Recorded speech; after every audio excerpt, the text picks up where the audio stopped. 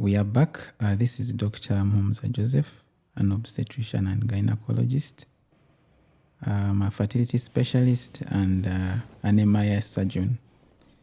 Today we are very lucky to have a guest with us. We have with us Dr. Anthony Kaira. He's going to introduce himself. We shall be dissecting through IVF, what it is, what it takes to do it, what are the success rates, what are the complications, if any. So please tune in and listen. Dr. Kaira, you're welcome. Thank you very much, Dr. Joseph. I'm happy to be here and discuss this with your viewers. My name is Dr. Anthony Kaira. I am a reproductive endocrinology and infertility specialist, and I'm also a reproductive embryologist. Thank you. Thank you for accepting the invitation. Thank you too for accepting me. Yes. So first things first, Dr. Anthony, what is IVF? So IVF is a method of assisted conception where we handle the sperms, those are from the male, and the eggs from the woman outside the body. Handling them outside the body means that we try to combine the sperm and the eggs to create an embryo. An embryo is like the smallest form of a baby that gives rise to life. When the baby is made, that is a small embryo, it is then put inside a uterus of a woman who will eventually conceive this pregnancy. Good. So how long does it take to do this process? IVF varies. There are very many types of IVF, I can say. And depending on the one that your doctor thinks is the best for you, the duration can range from as little as 12, 14 days to as long as 21 to 30 days. Okay. So there are very many protocols that doctors can use, and many of these depend on your unique particulars or conditions of the couple. So the doctor can decide whether to give you what you call a short protocol, which is that one between 12 and 14 days, or a long protocol, which can go to as long as 21, 30, or 40 days. Okay. So talking of protocols, we shall dissect on the protocols, but who needs IVF? What are the indications for IVF? When IVF was invented in the 1960s and 70s, it was mainly for women who had, for couples where the woman had something wrong with her fallopian tubes. And in this situation, there was no possibility of conception. These women had had surgery, but conception did not occur naturally after surgery. So IVF was made to be able to assist conception processes. What is the role of the fallopian tube? That tube that is next to the uterus, its role is to combine sperms and eggs to create an embryo, which will then move to the uterus and implant. So IVF was created to assist the fallopian tube in this process. That is, meeting sperms, eggs outside the body, creating embryos, and then moving them into the uterus. Okay. So in your practice of IVF, in our current situation in Uganda, what's the commonest indication you've seen? The commonest indication I've seen, ranking number one, is blockage of tubes. Blockage of tubes is still ranking very high as the reason as to why women or couples are doing IVF. These are blockage of the fallopian tubes in the woman in this couple. The second commonest cause is significant reduction in male sperm cells. That is also a very common cause of doing IVF in this country. And then the third indication is usually ovulation problems. Challenges with ovulation, inability to ovulate, failure to ovulate, not being able to ovulate in every cycle. That is the third most common indication. Good, thank you. So what do you think is what's causing these tubes to block? So we do know, of course, from anecdotal information, long ago we used to believe that it was just infections, And when you talk about infections these days, people think, any vaginal discharge, any urinary tract infection. No. The common infections that cause blockage of tubes are chlamydia and gonorrhea. And having had an infection of chlamydia or gonorrhea increases your chance of having blocked tubes. It doesn't mean that it's automatic. Maybe several infections that are not treated properly eventually lead to having blocked tubes. Another common cause of blocked tubes is having procedures done on you, like in a scenario where someone accesses termination of pregnancy from a place that is not licensed and the care is not given adequately, and then infections eventually end up in the fallopian tubes. Other causes of blockage of the tubes can be surgeries. You can have a surgery for removing fibroids, surgery for working on ovarian cysts, even a surgery for delivering a baby. You can end up with blocked tubes. But the commonest cause, of course, we do believe is infections. But we do also have conditions that are not as a result of infections, like we call it endometriosis. And endometriosis, for those viewers out there, is a condition where the lining of the womb, that lining that sheds every month, for some reason grows outside the uterus. So when it bleeds outside the uterus, the blood does not get out, as the body considers that blood foreign, and therefore it starts to react with that blood. That reaction leads to scarring and can also lead to blockage of tubes. So for many of the cases that we thought were caused by infection, now we do understand that it could be endometriosis. Thank you very much. Well illustrated. You've also talked about sperms. I mean, how much sperm does a man need to get a woman pregnant naturally?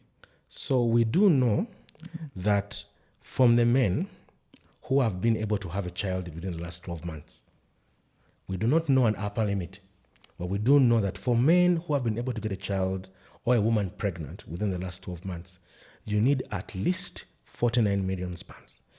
For those viewers out there asking, 49 million sperms, what does it look like? Do you have carry a bucket of some sperms? No, we can't actually see sperm cells with our naked eyes. But that ejaculate, that semen, is where the sperms are located. So when a doctor does an analysis on your sperms, on your semen, and counts the number of sperm cells, at least an ejaculate should have 49 million to have the best chance. Yes, but that's not only. We also need to look at the speed. Of those 49 million, at least 40% need to be moving in a straight line, meaning when they are put next to an egg, they will definitely move close to the egg. Great, great. So we see it's not just numbers, but we also need motility. Yeah. Thank you. So you've also talked of ovulation factors. I mean, cases where you find the woman is not ovulating. Of late, personally, I'm seeing a lot of PCOS patients, polycystic ovarian syndrome. Yes. Which I believe could be one of the causes.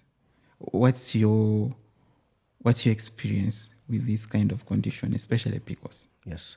So, of course, when you're managing polycystic ovarian syndrome, your doctor is going to suggest there are other ways of improving your chances of ovulation, like your diet, exercise, taking some drugs that optimize your endocrine function such that you ovulate easily.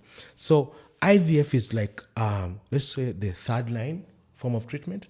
At the end of the spectrum, after you've undergone all these so semi-invasive conservative therapies that could help many, for those who still remain with challenges of conception after having gone through the whole spectrum of treatments, IVF at the end can offer a shorter time to pregnancy. But some patients can even decide to say, these treatments that are weight loss, exercise, taking some of these drugs to induce ovulation, some of them take time. And someone can decide to jump straight to an IVF, because IVF in any form of treatment for fertility is offering you the shortest time to pregnancy. And that's why you're here. You want to get that baby in as fast as possible. So IVF is still an option, even as a first line for those who just can't wait that long in polycystic ovarian syndrome. Thank you, Doc. So IVF, what needs to be done first before someone jumps into IVF? Do I just walk into the hospital and start a cycle? What do I need to know, me as a client? So as a client, it's very important that, one, the IVF is indicated. You've seen a doctor and the recommendation has been made. Many times we see clients who think they need IVF, but they don't need IVF. Giving a case in point, just last week, I had a patient come in, 3 years in marriage, no conception, and she was confused, I need an IVF. I asked her, how late are you on your periods? She was about 2 to 3 days late on her periods. She did a pregnancy test and she was pregnant. So it's very important that the doctor makes a prescription for the IVF to be done. So how do you prepare? IVF, as we know, or we may not know, people may not know out there, but one important thing with IVF is that the chances are not 100%. So the role of the clinician who is recommending the IVF for you or who is going to perform the IVF is to optimize and increase your chances of success. Therefore, there are certain tests that you're going to have to do before you do the IVF. For example, in the IVF, we're focused on your ovaries, on your uterus, on your husband's sperm. So they'll check your uterus. Are there fibroids? Are there scars? Is there anything that could interfere with the implantation of the embryo? And if they found scars or they found fibroids, they will do the surgeries to correct that. Yes. They check to see the ovaries. What is happening in the ovaries? Do we even have some eggs in the ovaries? Do we have some challenges? Do we have polycystic ovarian syndrome where we have challenges in maturation of eggs? And the doctor will prescribe the necessary treatment for that. Then goes to the male partner or the spouse. How is the semen parameter? You know, sometimes you do some semen analysis for some men, and you realize you may have to do the IVF differently, because IVF can be as simple as mixing sperms and eggs, or as complex as injecting a single sperm into each individual egg. All that depends on what the sperm parameters look like on analysis. So when you meet your doctor, there are a number of tests that are going to be done before IVF is done, and those are all to your benefit to increase the chance of success. Okay. So just give us just a brief of those tests, just the baseline tests. Okay. So your doctor will ask you to do an ultrasound of the pelvis to look at the uterus. Mm-hmm. The doctor will ask you to do an anti-Mullerian hormone test, which is called the AMH, to check your ovarian reserve. The doctor may or may not ask you to do a follicle-stimulating hormone test, which is also a proxy for ovarian reserve. And the doctor will ask your husband to have a semen analysis done. Okay. So you've talked about the eggs. You've talked eggs, you've talked sperm. Does diet improve any of those? Does diet play a role in improvement of eggs and sperm? And we see a lot of products on market, Overmax, Overboost. How important are they in this process? One thing I can say is that there's a bit of a controversy on what works and what doesn't work. And looking at the success rates of IVF, there's a bit of also, with no typical explanation as to why it's not 100%. It creates room for all these products to come in. One thing I can say about that is about the things you should not indulge in. Smoking. Smoking is a no-go area if you're planning to conceive naturally or if to conceive by IVF. And I talk about smoking tobacco, smoking shisha, vaping, smoking marijuana, any kind of smoke. All that will be absorbed, go down into the eggs or the sperm, and cause detrimental effects there, which will lead to a negative outcome of your IVF. Alcohol. I always tell my patients, get off alcohol if you want to get pregnant. If there's any one motivation that one can have to stop taking alcohol or cigarettes, is to plan to conceive. Now, in terms of diet, to be honest, I have seen similar success in patients who are overweight and in patients who are underweight. So weight control has to be individualized. The patients who benefit a lot from weight control are those with polycystic ovarian syndrome. Others, probably not. Then there's some studies that show that Mediterranean diet, that is nuts, vegetables, fruits, that is, I would say, with any disease, to consider infertility a disease, a balanced diet is always optimal for good functioning. But I can't say that any of the supplements available on the market contain an ingredient that will improve IVF success. Indeed, studies have shown that most of these add-ons don't necessarily improve success. But they do. If you're taking any supplement or you're planning to take any supplement, consult with your primary fertility specialist. Ask if this supplement I'm taking will be detrimental to my success. If it can't harm you, then there's no harm taking it. But cost is something to look into. Good. So we are seeing that IVF, it's not 100% success, despite all the preliminary tests done, the supplements being taken.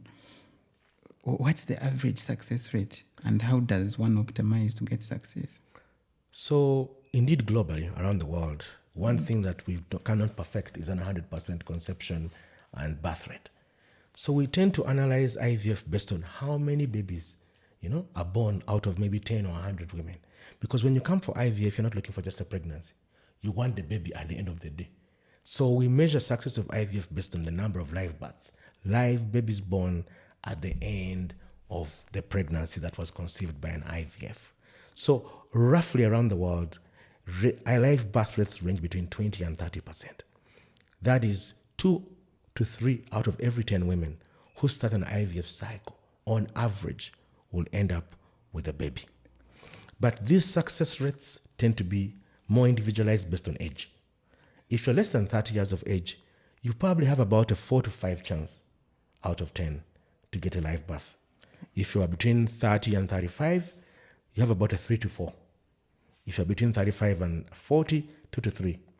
If you have more than 40 years of age, 1 to 2 or even less than 1% chance of getting a baby at the end.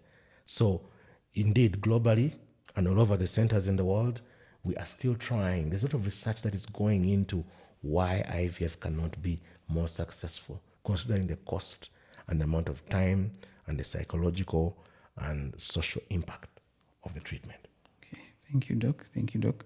So, viewers, we are still with Dr. Kaira. He's a reproductive endocrinologist. He's here guiding us through the process of IVF.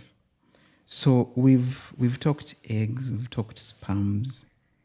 I mean, couples these days in their 45-year-olds, some have reached menopause, and they still desire to have a child. How possible is that?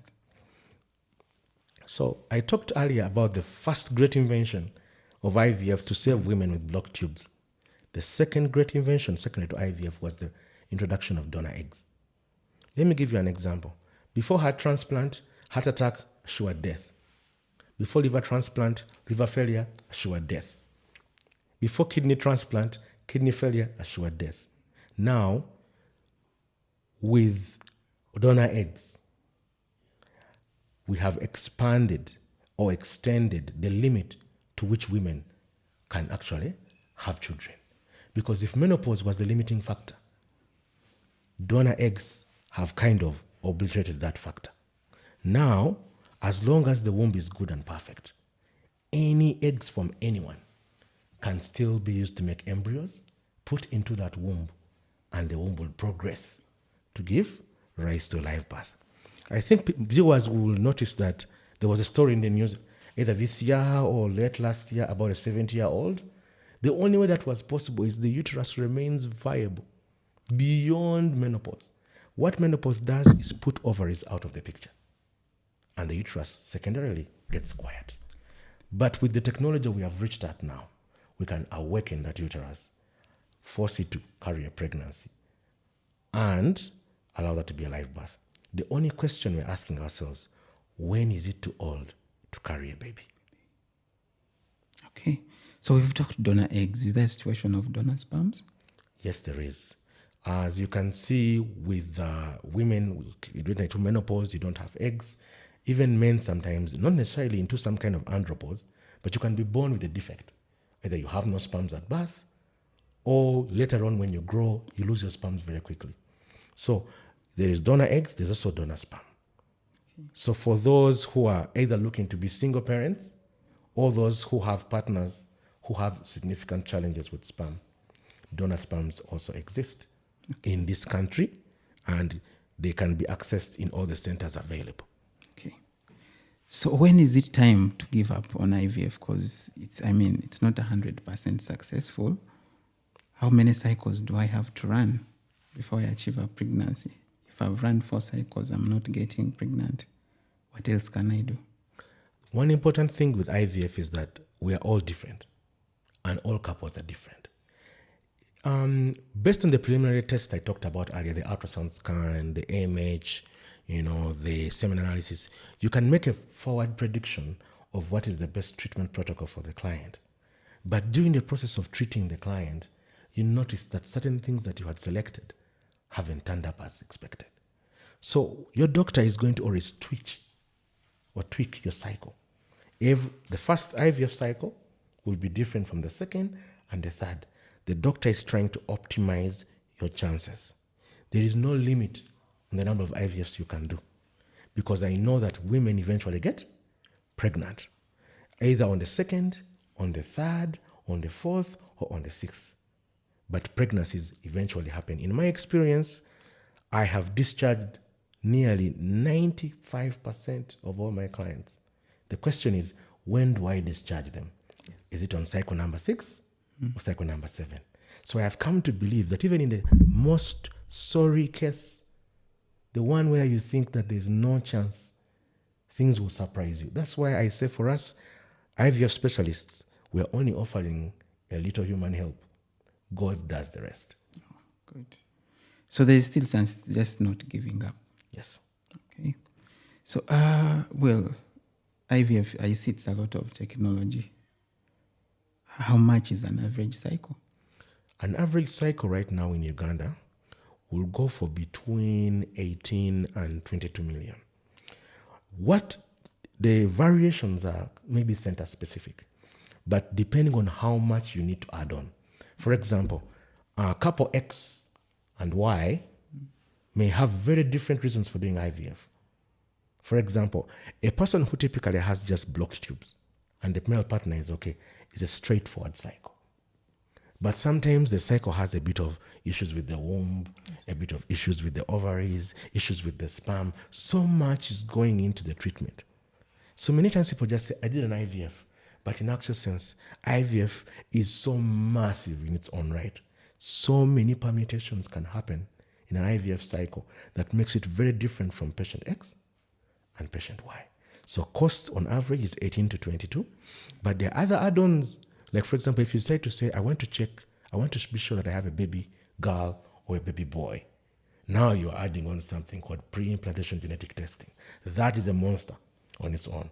That will be an additional cost independent. So the most important thing is see your doctor, have an explanation of a breakdown of the cost so that you best understand what you're paying for. Okay. So you've talked of sex selection with IVF. So that's basically pre-implantation diagnosis, yes, and screening. So who else benefits from that? Is it just sex selection? No. Pre-implantation genetic testing, which is a PGT, benefits most people who are doing genetic screening. So you have a condition that you can easily carry on to your children, a hereditary condition like sickle cell disease and many others. And based on experience and knowledge that is known, there's maybe a 50, 75, whatever the chance that your child carries the bad gene, and that bad gene may lead to a difficulty. For example, if you're a carrier and your wife is a carrier, there is a 50% chance that your children are going to suffer from sickle cell disease, a 25% chance that your children will be carriers, and another 25% chance that they'll be normal. In such a scenario of two carriers, there's a very good, 50% is a very bad odd. There's a very high chance that the children will have sickle cell disease. So in such a scenario, you do the IVF not because you have a problem, but because you want to access pre-implantation genetic testing, which can only be done when the embryos have been created outside the body. Okay. So they're created outside the body. We take some cells, 1 to 5 cells, depending on the stage of development. And then we go and analyze to check which embryo has the bad gene, such that they transfer into the womb of the female partner the embryo without the bad gene. In this way, you have a child without sickle cell disease or a child who's not a carrier. There are many other genetic conditions that can be rallied through IVF to access PGT to have offspring that are free of the disease. Okay, good. So there's a thought out there that all this artificial manipulation of gametes, manipulation of embryos, that it is associated with maybe the risk of genetic disorders or abnormal babies in some way. Is there any truth to that? There is no truth to that. Okay. I would say that the risk of having an abnormality with a child born through IVF is the same risk as with a child born through natural conception. If there is any limited increase, it is still the same within the particular couple. And the oldest IVF baby born is about 46 years. We even have IVF grandchildren. The first baby born from IVF is called Louise Brown, born in 1978. She's about 46 years now, and she even has grandkids, and these grandkids are healthy. Imagine the technology in 1978 was not the technology we have now in IVF, and the babies born during that time are still alive. The oldest IVF baby born in Uganda is about 18 years old, and I can tell you she's very well, she's healthy, she's going through her life normally. So no reason to worry. The risk is nearly the same as that from the background. Of course, with every new technology, people are wondering, outside the body, what else are they doing? Are they going to change the behavior of these babies born? No. Many of us right now have our children in school with babies born through IVF, because IVF has been in this country since 2002. So these babies are here, and they're normal, and they're well. Good. Thank you very much, Doc. So IVF, you've said it's a process. There's egg stimulation, there's egg pickup. What are the other risks that are involved? So a number of patients can have an overreaction to these drugs which we use to stimulate, to grow the eggs, because IVF is about controlling the process of egg formation. So you have more eggs, so you have a better chance at getting pregnant. A subgroup of women will have an excessive reaction to this, and we call that ovarian hyperstimulation syndrome, or HHS. And this condition is where the patient will develop maybe some abdominal fluid, some distension of the ovaries, but this is predictable. Your doctor will profile you at your first consultation. He or she will know that you have a risk of OHSS. And there is a protocol that is unique that will prevent, almost go to zero chances of OHSS. So we've reached a level in the technology where we can say there's a protocol for zero risks in terms of overstimulation. The other risks are minimal. In the face of skilled hands, we expect that the retrieval of eggs should happen without any complication. So there are no increased risks. All the small risks that may occur have a mitigation protocol available already that exists that your doctor will make sure you have access to. Okay, so talking of our African culture, people are always very excited when it comes to giving birth to twins. Does IVF assure us of that? Does it assure you of having twins or triplets?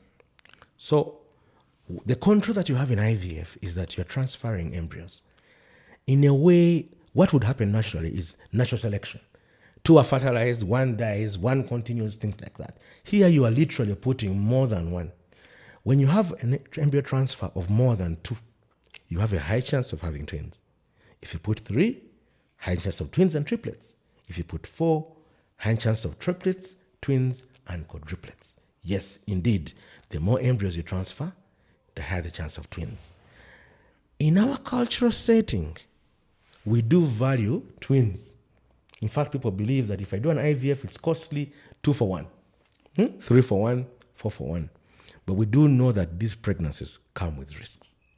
And it's very important that you ask your doctor, as much as I may want to have more than one baby, what are the risks of carrying a pregnancy that is more than one? It does not have any value to be pregnant with twins and end up with none. So consult with your doctor.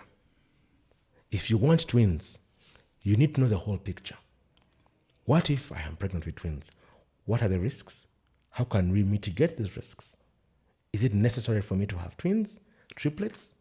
Because your doctor is the person who is best suited to talk to you and guide you on a decision of having more than one baby. I understand that there's a significant cultural asterisk around this. You know, the fact that we have a twin festival in our country. And therefore, we can't rule and say, oh, no more twins. No. It's very important. You can still have your twins.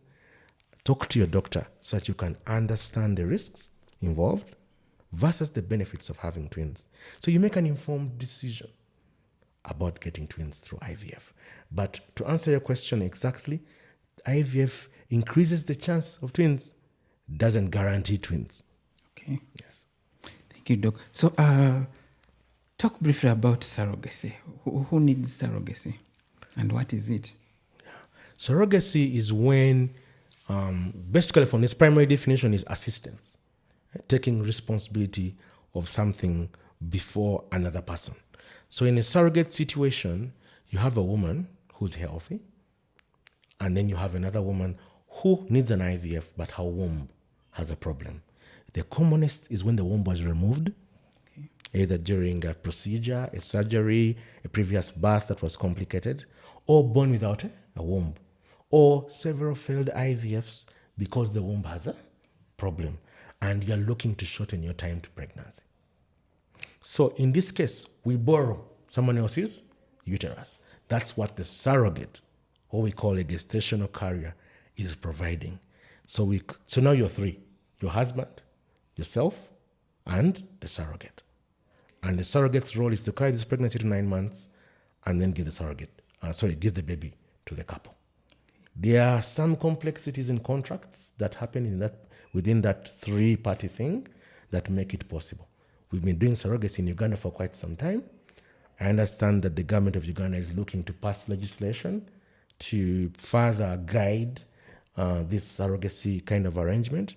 But yes, surrogacy is there to help women who cannot carry babies. Thank you. Is this surrogate genetically connected to the baby? The surrogate is not genetically connected to the baby, but it is very important that you have a healthy surrogate. Think of it this way. You have a recipe for making muffins, and you have oven A, you have oven B. You have chef A and chef B. I give both chefs the recipe for blueberry muffins. There's a high chance that these muffins won't taste the same because it's a different chef and a different oven.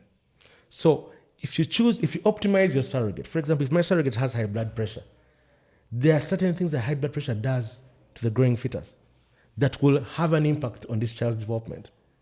If my surrogate has maybe an infection or something like that. So yes, there's no genetic connection, but the surrogate's body, physiology, womb can have an impact on how this baby grows and their risk for disease.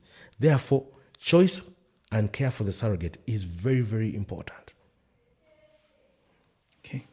Thank you, Dr. Anthony. Very, very insightful information.